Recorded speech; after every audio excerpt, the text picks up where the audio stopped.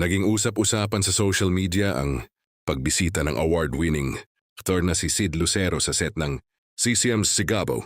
Sa mga larawang ibinahagi online, makikitang masaya siyang nakikipagkwentuhan at nakikisalamuha sa cast at production team, dahilan upang mapansin ng maraming netizens ang kanyang pagpunta sa taping.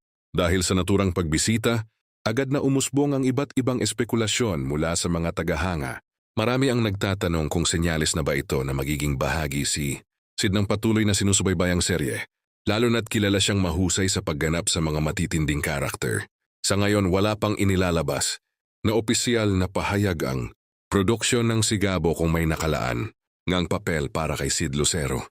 Wala ring kumpirmasyon mula sa aktor kung may bago siyang proyektong gagawin kasama ang cast ng serye.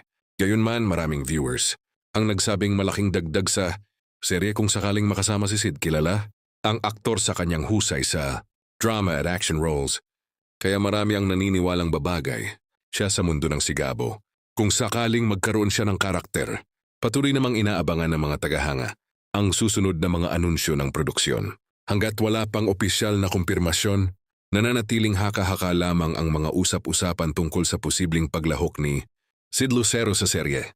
Samantala, patuloy na tumatanggap ng positibong reaksyon ang Sigabo mula sa mga manonood dahil sa matitinding eksena at mga bagong kaganapan sa kwento.